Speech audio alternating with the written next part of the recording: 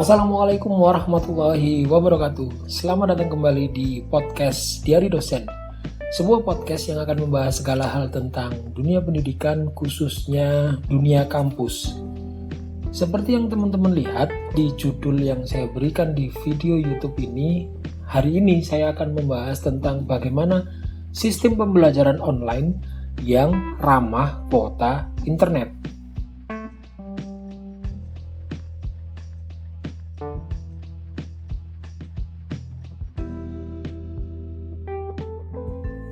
Akhir-akhir ini di sosial media berseliweran banyak sekali keluhan-keluhan yang dilakukan oleh para orang tua wali murid atau bahkan oleh peserta didik sendiri mengenai sistem pembelajaran online.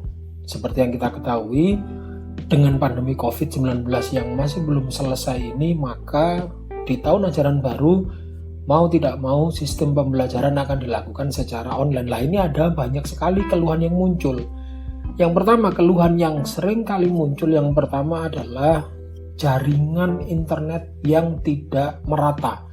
Banyak sekali foto-foto yang berseliweran di Magelang. Saya lihat salah satunya fotonya adalah mahasiswa yang harus duduk di pinggir jalan untuk mendapatkan sinyal yang terkuat. Kalau di rumahnya dia tidak mendapatkan itu, dia harus duduk di samping jalan raya begitu. Ini kan sungguh sangat memprihatinkan ya. Yang kedua adalah kuota gitu ya. Jadi ketika menggunakan video conference seperti Zoom, mungkin Google Meet dan seterusnya, itu kuota menjadi persoalan yang cukup mendasar yang dikeluhkan karena kan cukup besar ya kuota yang harus dihabiskan. Yang ketiga adalah perangkat. Jadi banyak yang mengeluh bahwa perangkat yang dibutuhkan untuk pembelajaran online itu tidak semua orang tua mampu membelikan gitu ya, komputer, mungkin laptop, itu tidak semuanya. Mungkin hanya orang-orang yang berkecukupan dia bisa menyediakan laptop mungkin atau komputer atau tablet misalnya dengan ukuran besar. Ini yang juga menjadi isu yang dikeluhkan. Dan yang keempat adalah dari sisi partisipasi ya, mahasiswa atau peserta didik. Saya melihat ada beberapa yang berusaha mengakali pembelajaran online itu sehingga dia bisa meninggalkan kelas tanpa ketahuan. Nah ini kan keluhan-keluhan yang bisa menjadi masalah. Video ini saya ingin urun rembuk memberikan bagaimana kira-kira gambaran pembelajaran online yang ramah kuota internet sekaligus efektif untuk menjangkau partisipasi peserta didik, siswa maupun mahasiswa.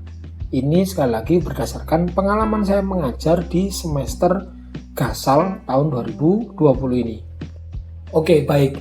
Untuk memberikan saran pemecahan bagaimana pembelajaran online yang efektif sekaligus ramah kuota internet tadi, kita akan coba identifikasi masalah-masalah apa sih kira-kira yang ada, gitu ya. Nah sebelum saya identifikasi, saya ingin jelasin dulu apa sih asumsi dasar yang harus dipahami. Asumsi dasar yang pertama adalah pembelajaran online ini adalah sebuah keniscayaan yang tidak bisa kita hindari di tengah pandemi COVID-19 ini. Kenapa? Karena kalau kita memaksakan adanya proses tatap muka di kelas, itu akan sangat beresiko, baik itu untuk level SD, SMP, SMA maupun perguruan tinggi. Karena seperti yang kita ketahui, artikel terbaru dari WHO itu menjelaskan bahwa virus dari COVID-19 ini ternyata bisa airborne gitu ya. Dia bisa melayang-layang di udara, apalagi di ruangan yang tertutup. Sehingga kalau ruangan itu kelas katakanlah meskipun diisi separuh kapasitas, tetap jumlahnya besar dan sangat beresiko terjadi penularan. Sehingga menurut saya tetap memaksakan kuliah atau sekolah di dalam ruangan bukan keputusan yang bijak. Maka saya sangat mendukung adanya pembelajaran online ini. Jadi ini asumsi dasar yang pertama. Asumsi dasar yang kedua, bagi tenaga pengajar atau tenaga pendidik, guru maupun dosen, menurut saya tetap harus memiliki kemampuan untuk adaptif gitu ya. Kita tetap harus adaptif dalam sistem pembelajaran online ini. Karena saya yakin boleh jadi ada banyak di antara pendidik, guru ataupun dosen yang otomatis tertuntut untuk belajar lagi. Dan menurut saya itu tidak ada masalah. Sebagai pengajar lalu kita belajar lagi teknologi, itu kan sesuatu yang niscaya ya, kita tidak boleh berhenti belajar. Ini asumsinya harusnya begitu, itu begitu. Nah, sehingga kalau kita lihat dari identifikasi masalah yang saya lakukan, berarti kan kurang lebih ada 4 masalah. Yang pertama adalah masalah jaringan atau kekuatan jaringan yang tidak merata. Sehingga ini mungkin di daerah-daerah tertentu, jangankan di luar Pulau Jawa ya, di Pulau Jawa sendiri saja mungkin di beberapa kabupaten, di beberapa daerah yang mungkin agak terpencil, jaringan internet saja tidak merata, ada yang sangat lemah sinyalnya dan seterusnya. Ini yang pertama, masalah jaringan. Yang kedua adalah masalah kuota. Kita sadari tidak semua mahasiswa itu memiliki wifi gitu ya, di rumahnya tidak ada wifi, atau mungkin di sekitarnya tidak ada warung kopi yang menyediakan wifi. Mungkin tidak semua peserta didik itu mendapatkan privilege itu gitu ya. Jadi masalah kuota ini juga isu yang sering muncul gitu ya. Jaringan, yang kedua kuota. Yang ketiga adalah masalah perangkat, karena tidak semua memiliki perangkat untuk bisa melakukan pembelajaran online. Mungkin kalau smartphone saya lihat sih minimal punya, tapi laptop, komputer dan seterusnya belum tentu. Dan yang keempat adalah masalah partisipasi peserta didik, baik itu siswa maupun mahasiswa. Mungkin dalam konteks video conference, partisipasi ini sedikit bisa dikontrol. Itu pun saya lihat di TikTok itu ada yang membuat video bagaimana mengakali itu. Jadi itu pun bisa diakali. Nah, ini kan harus kita pecahkan 4 masalah ini. Masalah jaringan, masalah kuota, masalah perangkat, dan masalah partisipasi peserta didik. Saya akan coba menjelaskan dari sudut pandang pengalaman saya ya. Tentu saja pengalaman pribadi saya ketika mengajar di semester Gasal ini. Insya Allah semoga ini bisa menjadi salah satu opsi lah, kira-kira begitu, yang bisa dipakai. Oke, yang pertama, bagaimana pemecahan masalah yang saya lakukan? Yang pertama adalah ketika saya mengajar kuliah ataupun guru, harusnya bisa ini diterapkan di SD, SMP maupun SMA. Saya tidak menggunakan video conference. Saya tidak menggunakan media video conference seperti Zoom, seperti juga Google Meet gitu ya, atau mungkin yang selainnya. Saya tidak menggunakan itu. Kenapa? Pertimbangan saya adalah karena untuk bisa melakukan video conference itu syarat kekuatan jaringannya itu cukup berat ya. Minimal harus 600 kbps dan 2, sampai 2,5 mbps untuk bisa menghasilkan video conference yang tidak buffering, tidak patah-patah gitu ya, tidak terjadi delay, tidak terjadi lemot dan seterusnya. Ini kan tidak semua daerah punya kekuatan jaringan itu, kan begitu ya. Ini masalah, makanya saya tidak pilih itu. Itu yang pertama, alasannya saya tidak menggunakan video conference. Yang kedua, alasannya adalah karena video conference itu menyedot kuota yang luar biasa besar. Jadi berdasarkan ini ya, saya googling berapa kuota internet yang disedot dalam kurang lebih 1 jam melakukan Zoom atau Google Meet. Itu mungkin bisa teman-teman lihat. Itu dari berita yang saya lihat, Zoom atau Google Meet itu membutuhkan kurang lebih 1 GB sampai 1,8 GB per jam. Jadi teman-teman bayangkan 1 jam itu bisa 1 sampai 1,8 GB yang dibutuhkan. Iya kalau tatap mukanya 1 jam. Kalau 2 jam berarti kan setidaknya 2 GB gitu ya. 2 GB sampai 3,6 GB, 2 sampai 4 GB untuk satu mata kuliah atau mata pelajaran. Nah, sekarang kalau mata kuliahnya ada 5 bagaimana? Ya kita hitung saja misalnya ya, 1 minggu ya 2 kali tatap muka, 5 mata kuliah. Itu kan berarti 5 mata kuliah dikali 2 jam dalam 1 kali tatap muka dikali 2 kali tatap muka dalam seminggu. Paling tidak 20 GB yang dibutuhkan setiap minggunya. 1 bulan 80 GB. Ini kan angka yang sangat fantastis ya, besarnya dan mahalnya saya bisa pastikan. Maka saya tidak menggunakan video conference. Saya tidak menggunakan Google Meet, saya tidak menggunakan Zoom. Lalu apa yang saya gunakan? Nah ini yang menarik, ini yang saya gunakan sekali lagi ya. Saya menggunakan media video PowerPoint. Jadi PowerPoint tapi berupa video. Bukan PowerPoint saja. Kenapa? Karena kalau PowerPoint saja saya kasihkan ke mahasiswa, atau siswa, terus dia baca PowerPoint itu, namanya saja PowerPoint, kan berarti poin-poin gitu ya, itu mesti bingung dia, ini apa maksudnya, penjelasannya apa. Nah, penjelasan itu kan dibutuhkan. Nah, penjelasan itulah yang di cover oleh video tersebut. Saya jelaskan sedikit ya. Jadi dosen atau guru bisa membuat bahan ajarnya di tatap muka hari itu misalnya dalam bentuk PowerPoint. Oke ya, misalnya satu file itu isinya 10 slide gitu ya, satu file PowerPoint isinya 10 slide. Nah, di tiap slide itu dosen atau guru harus menjelaskan, memberikan narasi suara yang berisi penjelasan dari slide tersebut. Jadi kalau ada 10 slide berarti ada 10 penjelasan, ada 10 narasi suara yang harus diberikan. Sehingga ketika ini dilihat oleh mahasiswa, dia juga mendengar penjelasannya. Itu seperti itu ya, dia mendengar penjelasannya sehingga tidak hanya membaca tulisan. Maka PowerPoint yang poin-poin itu bisa dijelaskan lebih dalam melalui narasi tersebut. Nah, biasanya saya tambahkan background.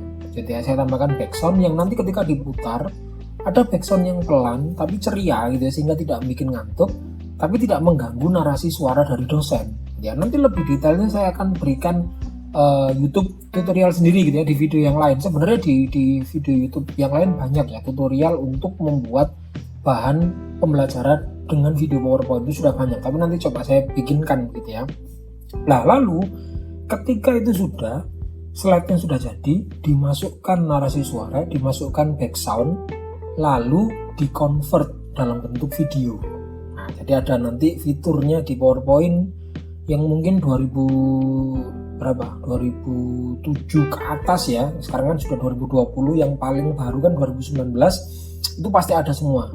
Convert ke video gitu ya. Sehingga ketika itu nanti sudah jadi, itu ukurannya biasanya berkisar di 600 sampai 700 MB. Ini kan masih besar. Tunggu dulu, kita pecahkan gitu ya. Lebih detail nanti ada video lagi, video yang lain ya, tutorial bagaimana convert PowerPoint menjadi sebuah video. Oke. Lalu yang ketiga, jadi saya tidak menggunakan video conference, saya gunakan video PowerPoint. Caranya tadi itu, ketika ini sudah jadi, maka kita harus resize. Apa maksudnya resize? Resize maksudnya adalah kita buat ukurannya menjadi kecil tanpa mengubah kualitas. Loh, kok bisa? Bisa, ada aplikasinya. Oke ya. Jadi video PowerPoint yang dihasilkan dari konvertan tadi itu adalah 700 MB. Mungkin kalau kualitasnya HD atau 720p, 720 pixel itu saya pernah maksimal itu ya mungkin 800 MB, 700-800 MB, kira-kira seperti itu. Nah, ini bisa kita resize. Aplikasi untuk melakukan resize itu adalah aplikasi yang namanya Handbrake. Ini bisa teman-teman download. Handbrake ya, jadi HANDBRAKE gitu ya, Handbrake. Coba teman-teman cari di Google lalu di-download, tuh gratis, bisa di download secara gratis. Dari pengalaman saya, ukuran 700 sampai 800 MB itu bisa diperkecil dengan asumsi frame rate-nya jadi bukan 30 fps tapi 23,976 fps, lalu audionya dibikin 128, terus diperkecil sampai skala 30, itu bisa menjadi hanya 70 MB. Bayangkan 700 jadi 70 MB. 70 MB ini kan sangat kecil ya, sangat kecil dibandingkan dengan 1 GB tadi ya. Ini hanya 70 MB.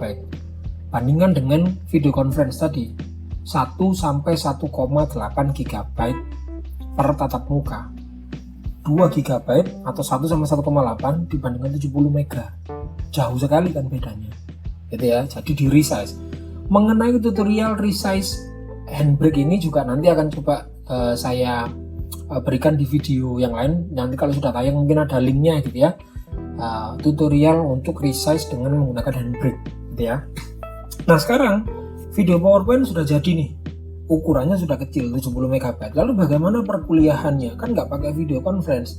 Yang saya lakukan adalah saya membuat grup Telegram atau WhatsApp, terserah. Tapi yang saya gunakan sih Telegram karena mungkin operasionalnya di laptop itu jauh lebih, menurut saya jauh lebih ringkas, jauh lebih mudah daripada WhatsApp. Itu seperti itu ya.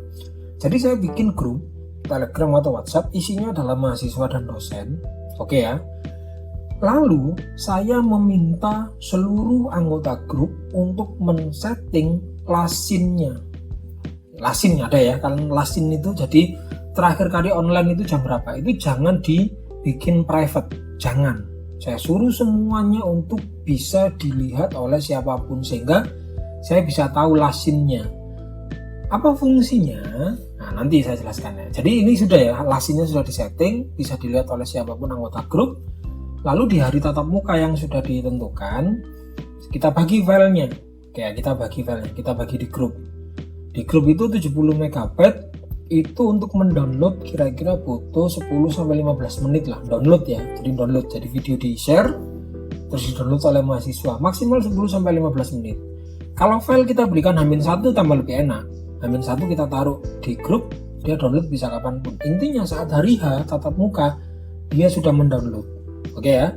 Setelah itu kita berikan mereka waktu untuk mempelajari sesuai durasi, atau mungkin kita lebihkan. Kalau durasinya 1 jam, mungkin kita beri waktu 1,5 jam sehingga dia bisa menyimak video itu selama 1 jam atau 1,5 jam. Kalau video diberikan H-1 tambah lebih enak gitu ya, bisa langsung diskusi, sesi tanya jawab. Tapi anggaplah misalnya di hari kita berikan waktu 1 jam, mereka menyimak video itu, kita berikan kesempatan mereka menyimak video itu gitu ya. Lalu bagaimana untuk memberikan memastikan partisipasi mahasiswa? Maka ketika sesi menyimak sudah selesai, ada sesi tanya jawab. Nah, mahasiswa boleh bertanya hal apapun yang masih dibingungkan dari penjelasan kita. Ini saya asumsikan misalnya satu kali tatap muka itu 2 SKS misalnya ya. Maka 1 SKS awal itu bisa kita gunakan untuk menyimak video, 1 SKS berikutnya bisa digunakan untuk diskusi dan tanya jawab. Jadi pas 2 SKS. Apalagi kalau 3 SKS atau 4 SKS mungkin akan lebih luang ya, waktunya lebih banyak untuk melakukan diskusi atau tanya jawab. Nah, tanya jawab ini biasanya kan mungkin hanya mahasiswa yang aktif yang akan bertanya, yang nggak aktif kan nggak bertanya. Lah bagaimana memastikan yang nggak aktif? Nah, Lasin tadi itu yang bisa kita gunakan. Kita akan lihat mahasiswa-mahasiswa yang Lasinnya itu mungkin 1 jam yang lalu atau bahkan lebih, ini bisa dipastikan dia tidak berada di lokasi. Ini asumsinya menyimak videonya sudah selesai ya. Kalau menyimak videonya sudah selesai kan dia harus kembali online, tentu saja kan harus setelah nonton videonya dia online lagi. Kalau dia kok nggak online sampai 1 jam lebih ya, 1 jam yang lalu, 1 jam lebih yang lalu, berarti ada sesuatu nih. Nah, maka sesi diskusi dan tanya jawab itu bisa kita gunakan. Yang sering saya lakukan adalah yang bertanya dari mahasiswa sudah, dosen yang akan membuka topik pertanyaan, lalu saya menunjuk secara random. Biasanya justru saya pilih mahasiswa yang Lasinnya paling jauh dan tidak saya mention. Tahu ya di mention ya, kalau di Telegram kan kita tambahin terus nama username kan akan termention. Nah, saya nggak mention. Kenapa? Soalnya kalau saya mention, misalnya dia tidak online, dia akan muncul notifikasi karena dia di-mention. Tapi kalau nggak di-mention, kalau dia nggak online, dia nggak akan tahu. Nah, itu cara saya memastikan berarti anak ini meninggalkan tatap muka. Karena kalau dia sedang online di depan laptop gitu atau di depan HP-nya gitu ya, tidak di-mention sekalipun dia akan tahu. Ya kan? Lalu dia akan menjawab. Nah, ini adalah cara saya untuk memastikan partisipasi itu tetap ada. Bisa mahasiswa yang bertanya kepada dosen atau dosen yang melempar topik kepada mahasiswa untuk didiskusikan. Nah, ini sehingga kalau mahasiswa itu curang nggak mungkin bisa dan pasti ketahuan, dan nanti mesti akan saya anggap tidak absen karena dia tidak into ya, dia tidak masuk ke dalam perkuliahan ketika sesi diskusi dan tanya jawab. Nah, itu seperti itu. Jadi menjamin tidak akan diakali mahasiswa yang meninggalkan forum. Biasanya juga di akhir perkuliahan saya berikan tugas belajar atau mungkin topik untuk didiskusikan di TM berikutnya, dan ada absen lagi. Biasanya nanti akan saya instruksikan sehingga kalau dia misalnya tidak online, dia tinggalkan itu, terus dalam forum ternyata disuruh jawab dia nggak jawab, terus absen tiba-tiba absen. Nah, sini berarti ini ada masalah. Kita berikan catatan untuk mahasiswa ini. Itu seperti itu. Nah, itu ya kira-kira begitu perkuliahan saya. Jadi saya tidak pakai video conference, saya pakai video PowerPoint, ukurannya kecil, oke ya. Dan ketika di grup, saya tetap bisa memastikan partisipasi mahasiswa. Itu seperti itu. Sehingga pemecahan ini saya yakin bisa menjadi solusi atas persoalan jaringan. Oke ya, tidak harus jaringan yang stabil terus-menerus, karena ini bukan video, hanya chatting. Chatting itu tidak membutuhkan jaringan yang besar seperti layaknya video, tidak akan ada buffering, wong chatting doang kok. Gitu ya. Jadi memecahkan itu tidak membutuhkan jaringan yang luar biasa besar, itu seperti itu. Jadi cuman buat downloadnya kan misalnya H-1 saya berikan dia download 1 jam untuk download di H-1 kan nggak apa-apa, 1 jam download oke. Jadi menjawab masalah jaringan. Yang kedua menjawab masalah kuota. Kenapa? Karena kuota yang dibutuhkan hanya 70 MB, 80 MB, mentok-mentoknya 100 MB. Bandingkan dengan video conference 2 GB, jauh sekali. Itu seperti itu, gitu ya. Yang ketiga ini memecahkan masalah perangkat. Artinya apa? Tidak perlu komputer, tidak perlu laptop, cukup HP, ya kan? Cukup HP. Dan saya yakin setiap mahasiswa atau peserta didik minimalnya orang tuanya lah itu punya smartphone atau punya HP, kan bisa dipakai dalam konteks sekarang ya.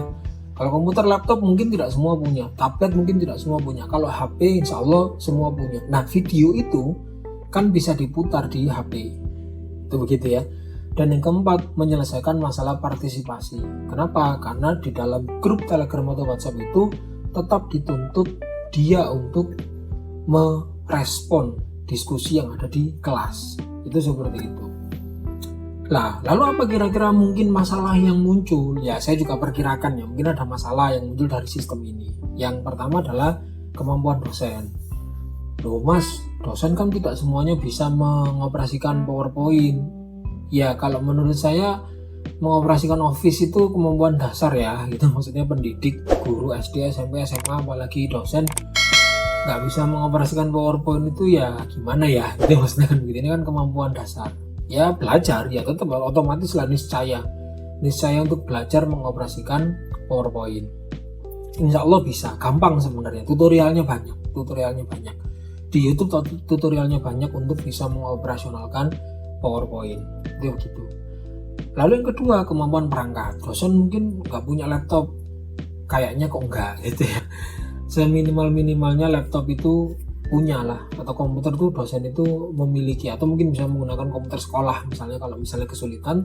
Intinya berusaha untuk mencari jalan. Kalau saya dari perspektif pendidiknya harus mencari jalan gitu. Jangan sampai memberatkan peserta didik, maksudnya seperti itu. Itu harusnya menurut saya masih bisa. Yang ketiga, masalah yang mungkin muncul adalah memori mahasiswa kan terbatas. Kalau dia download terus nanti habis dong. Menurut saya kalau 70 MB, anggaplah itu dalam satu semester itu mungkin mentok-mentoknya itu kalau dilakukan 100 kali ya, 70 MB kalau dilakukan 100 kali dia download, itu kan dia cuma butuh sekitar berapa, 70 kali 100, 7 GB ya kan. Nah harga memori eksternal itu yang 32 GB itu di bawah 100.000. Menurut saya itu sangat murah. Istilah saya kalau HP-nya itu punya memori eksternal biasanya digunakan untuk menyimpan mungkin apa macam-macam ya, aplikasi maupun video. Masa untuk menyimpan ini 32 GB saja nggak bisa. Beli 32 GB butuh mungkin cuma 7-10 GB lah untuk satu semester. Satu semester itu ketika download itu menurut saya sangat mungkin dilakukan. Itu seperti itu ya. Sehingga yang terakhir boleh jadi ini adalah mungkin bukan satu-satunya opsi ya. Sekali lagi ini adalah pengalaman saya. Intinya saya ingin berbagi sistem yang saya lakukan, tidak memaksakan video conference, tapi tetap bisa optimal menggunakan penjelasan audio visual, begitu ya. Ukurannya kecil, tidak butuh jaringan yang sangat kuat, tidak, tetap bisa dilakukan.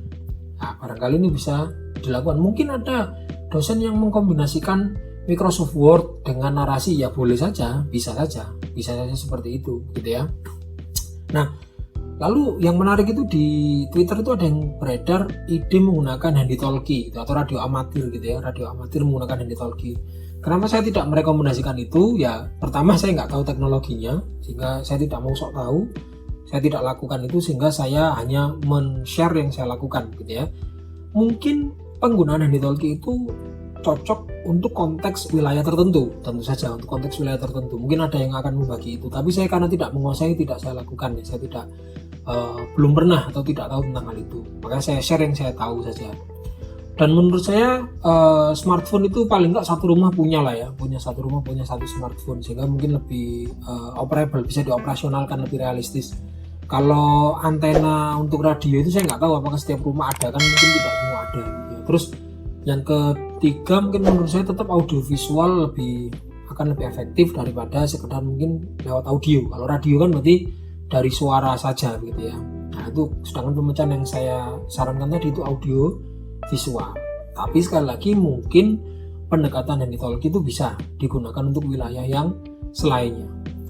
Intinya adalah ketika ada banyak ide gitu ya untuk melakukan pembelajaran online yang banyak dikritik, menurut saya ini kan karena faktor belum terbiasa saja dan belum ada pemecahan atas masalah-masalah tadi. Makanya saya menyampaikan share tentang kira-kira seperti ini, insya Allah terpecahkan, semua masalah tadi terpecahkan. Dan mungkin ada ide yang lain, nanti semakin berkembang. Kemarin saya dengar ada warkop yang menggratiskan wifi, itu juga sebuah pemecahan gitu ya. Jangan dinyinyiri, maksudnya gitu ya, jangan nyinyir lah gitu. Itu semuanya adalah usaha untuk bagaimana bisa beradaptasi dengan kondisi pandemi COVID-19 yang nggak tahu kapan selesainya ini. Semua ide adalah untuk memecahkan itu, termasuk video ini. Sekali lagi, semoga video ini bermanfaat untuk semuanya, para pendidik, guru, SD, SMP, SMA. Apakah SD, SMP, SMA cocok dengan pendekatan PowerPoint? Menurut saya nggak ada masalah. Selama PowerPoint-nya kita sesuaikan dengan gambar, ilustrasi suaranya, terus mungkin juga narasi suara dan poin-poin itu, menurut saya tetap bisa. Itu seperti itu ya. Terima kasih. Podcast Diari Dosen sign out. Wassalamualaikum warahmatullahi wabarakatuh.